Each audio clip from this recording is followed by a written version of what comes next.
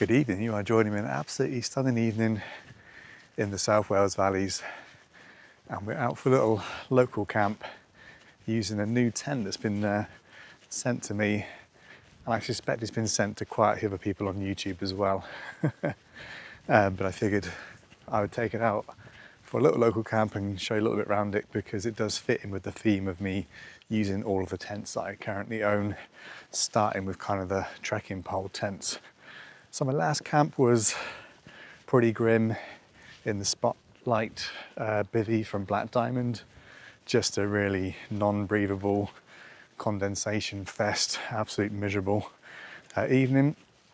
I think that this tent is a Tenplay Ultralight tent. I think it's 970 grams. So it's about 300 grams heavier than the Black Diamond, but the space and comfort should be completely different, although I think it is single skin just like the bivvy, but for an extra 300 grams and obviously the weight of the trekking pole, it should be a completely different camping experience tonight.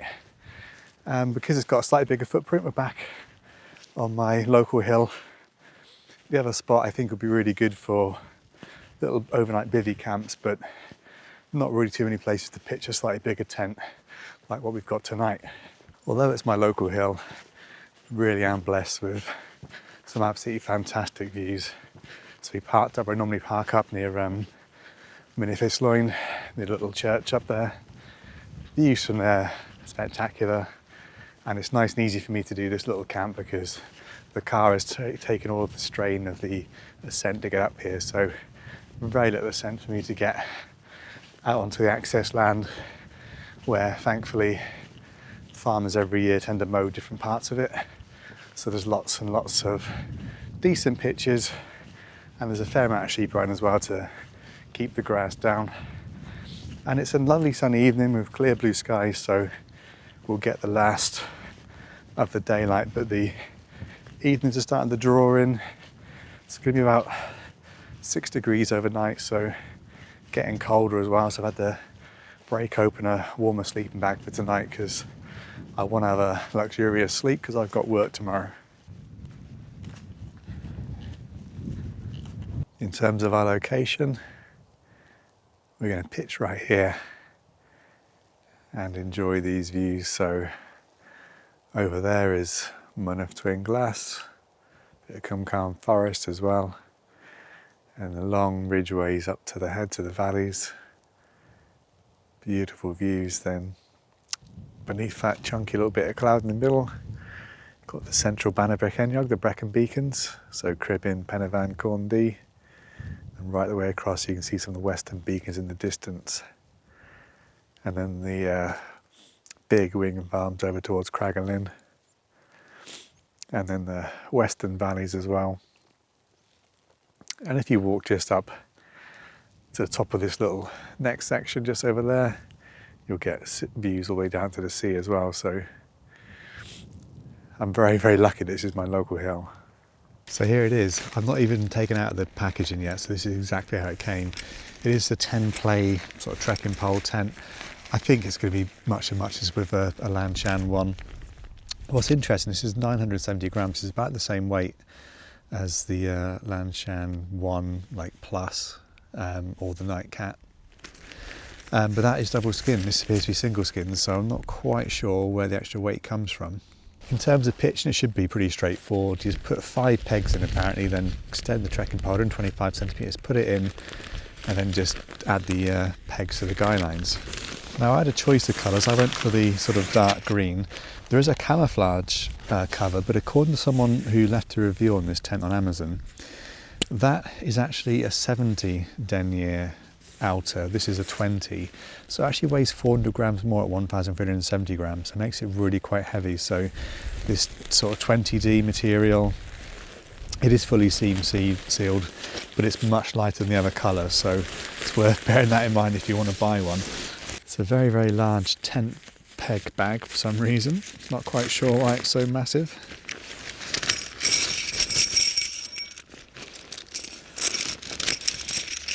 Quite a few pegs, and they're quite nice lightweight aluminium ones. Looks like they have a fairly decent purchase. and there seems to be enough to do the peg and out points and the guy lines. And the guy lines are bundled up, ready to fit.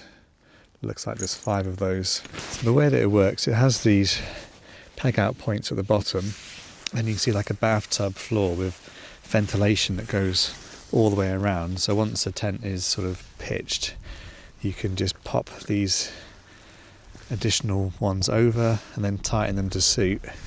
Then you have a rainproof storm flap protecting these vents to give you some airflow through the tent. So it seems pretty straightforward, but I don't think I'm going to be able to pitch it properly until I've attached at least the guy lines that manage the trekking pole and keep that in place. Okay, so that's just 6 pegs now, so 1 peg keeping that up, and it seems to have its main structure, but as I was saying, this is when you can start to tension down this outer bit, and yeah, it seems pretty decent. It's quite a nice lightweight material. The vents are okay, they're not massively generous, but let's have a little look at getting these little corner points tightened and see what difference that makes. So that's actually tensioned up really quite nicely. You can see it's got quite a decent little bathtub, and you've got guy and out points, 2 at each end. Obviously 1 guy and out point for the main trekking pole as well. But this back section is catching a fair amount of wind, and there is no guy and out point on the back there. It's also worth pointing out that all of these reinforced sections are reinforced with Dyneema material. So you've got Dyneema material at the top, and all of the points are under any kind of tension, which is quite nice. So I've got the main guy line in and 2 over that side. I'll put the other 2 in a minute when it's getting a little bit dark, but I'll just didn't stress the film whilst it's still quite daylight. So yeah, 20 DE nylon, and it is fully seam sealed, so no need to worry about any kind of waterproofing. Dyneema points at all of the areas under tension, and obviously you can also double peg the door out. The door is one where, because you've got this guy line out now, you can completely unzip the door both ways, roll it back both sides, and you've got a completely open tent to look out and enjoy the sunset and stuff. So that's quite a nice feature. Yeah, feels like quite a good material, feels like quite good quality. And we've got the little Tenplay branding as well. This tent, I think it's about $69.99. I think it's extra £10 for the heavier camouflage version. It's currently off on Amazon. They've got like one of those vouchers on, so I think it's less than 60 quid. It's 50 odd pounds. So it's not a lot of money for a sub 1 kilo trekking pole tent. It's supposed to be pretty spacious as well. So I'll open up the doors. We'll have a quick look at the interior space and get all the camping gear out so you can see how well it fits in there. One thing I'd note, it's only got a single zipper, so there's no double zippers. You can't undo it from the top. Doors are held back with a fairly standard little toggle, and the door is T-zip, so it's T-design, so you can completely open up the whole side of the tent, and you can get in either side. So if the wind changed direction, it was raining and stuff, you can open up a different side of the porch and get into a different door. So that's quite nice. It's quite a nice feature, and it also means you can completely open up nice and easily. And the inner door goes onto the same toggle as the outer, so a little bit of a stretch, but it means it is nice and taut. Quite a generous interior space, slightly pointed section on the far side there, just a little bit of extra room where maybe my bag can go, because I don't really like leaving it in the porch. But obviously it's much better to see the interior space once I've got my sleep mat and stuff out. Okay, so in terms of interior space, I've got all my rubbish at the top end, and it's the Nemo Tensor insulated sleep mat. Tons of space for my backpack, absolutely tons of space all the way down, so really spacious. I reckon plenty of room in here for you, your gear and a dog, and at an absolute pinch you could fit 2 people in here as long as you were very friendly with them. But in emergency situation, yeah, tons and tons of space. I think primarily because, again, it's single skin, so you don't lose any interior space to that second layer. What you see on the outside is what you get on the inside. Now, obviously on my last camp I was in that terrible bivvy and condensation was a massive issue. So this is also single skin, but obviously much larger volume of air inside, and ventilation seems to be reasonably good. So you've got a low vent running above the bathtub all the way from the bottom right the way length of the back of the tent along the top as well. You've got further ventilation up here, so there's a small triangle at the top of the door, both sides, to let some air in, and you've got further ventilation underneath the hood of the tent as well. So should be decent ventilation.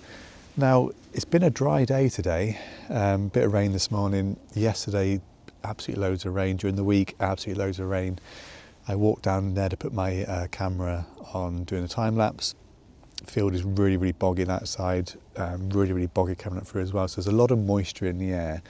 A little bit of a breeze tonight, quite cold. So it'll be an interesting test to see how much condensation we get inside. But I'm actually really enjoying the single skin tents. And although it's got a lot of ventilation around the bottom of the tent, the kind of rain flap and wind flap should stop too much draft getting in. And obviously the door is largely solid, just a little triangle at the top of ventilation. So I wonder if it's going to be warmer than my nightcap version of this tent. So far, it's got a few things that I really like. I like the T-zip opening on the door. I much prefer pitched in this tent than something like the Lanshan 2 Pro, because I find this idea of having a guy line support in it and then off of here much better than the faffy kind of other stuff that you've got to do with the Lanshan. So it is quite easy to pitch, and it's for the first time, absolutely no issues whatsoever. And I was messing about attaching some guy lines, so I'll attach over 2 guy lines now. It's about 7:20, so the sun is set. It is getting towards autumn, which is great in some ways, but I'm really going to miss those long summer evenings to do stuff like this quite late at night and not have to worry about the light, because it's already getting sort of dark and quite cold tonight. Actually, I haven't got a hat or any kind of warm for my head, and I've not got any gloves either, but it is actually pretty chilly. So yeah, I'm going to appreciate the fairly solid material on the doors. But yeah, I'm going to get into the tent, chill out, watch some TV and stuff, and relax, enjoy the peace and quiet up here. And yes, I will catch up with you in the morning about how well it's performed condensation wise and stuff, and whether it's going to be a keeper, because this is now my 3rd trekking pole tent, so I've got to really decide which ones I want to keep and which ones I want to sell on.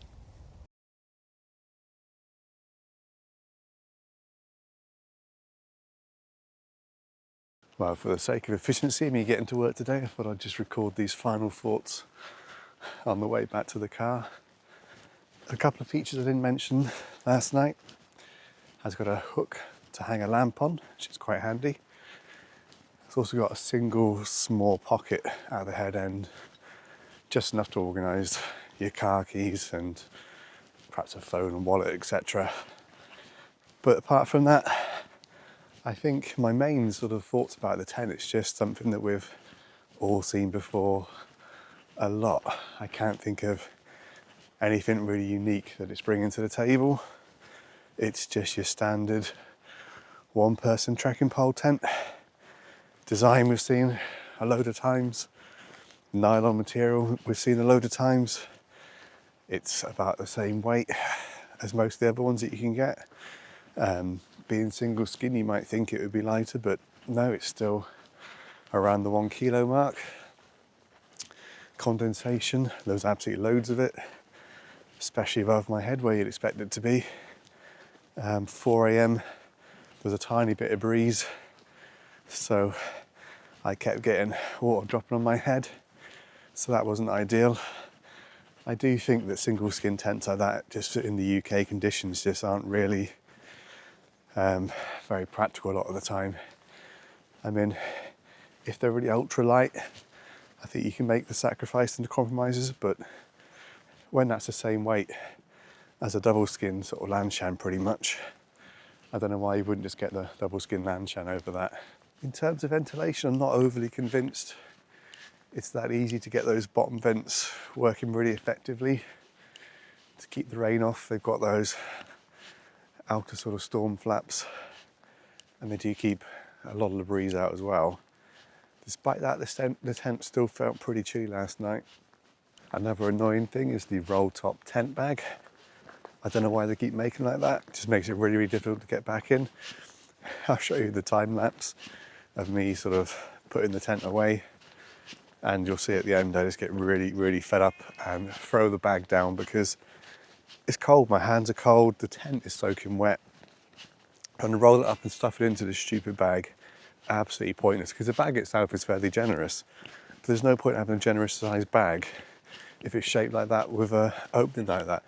Just give us an oversized compression bag, give us a burrito style bag, give us a side opening bag, just anything apart from these stupid roll top bags that manufacturers keep using, despite the fact that I'm sure everybody who uses a tent absolutely hates trying to get the tent back into them. Now, I'm not overly sure I've got any desire to use this tent again, really.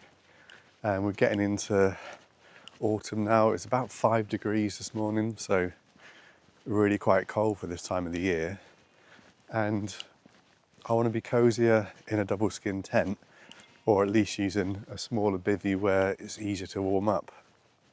So I don't think this is a suitable tent for sort of colder camping. And for summer, it seems a bit pointless because there's no real mesh on it, so you don't get any of the views. You can't sit there with a mesh door zipped up, safe from bugs, but still have the views and the airflow and stuff. So it seems like a bit of a sort of an in-between that I just don't really have any use for. So yeah, I do think it's decent value. I think that obviously, just from first impressions, it seems to be well made. Like, I couldn't find any problems with any of the stitching. All of the bits seem well put together. It's got Dyneema reinforcements and stuff. It's got 4 or 5 guy lines. I think you do get quite a lot for your money. So I think as a value proposition, if you haven't got a tent and you're thinking about getting a tent and you happen to use trekking poles anyway, I think for that kind of person, absolutely ideal. It's certainly light and small pack size, so it's good for through hiking and stuff. But if you've already got a few tents, chances are at some point you've used trekking pole tents, and you've probably used something like the Land Channel, the Nightcat, or the other various other makes making the same kind of design. So for you, it's really not going to offer anything new as far as I can see, apart from maybe being a cheaper option with a more 4-season kind of inner setup. Anyway, if you want to see me use it again, then let me know in the comments where I should take it and what kind of conditions you want me to see me use it in, and I will make an effort to put it to one side and take it out again when the conditions match what you're requesting of me. But anyway, in the meantime, I'm going to head home, have a warm shower because my hands are frozen, and then get to work once I've put all my gear out to dry, because most things that are inside the tent are pretty damp. As always, if you made it to the end of the video, a huge thanks for watching, and hopefully I will see you in the next one.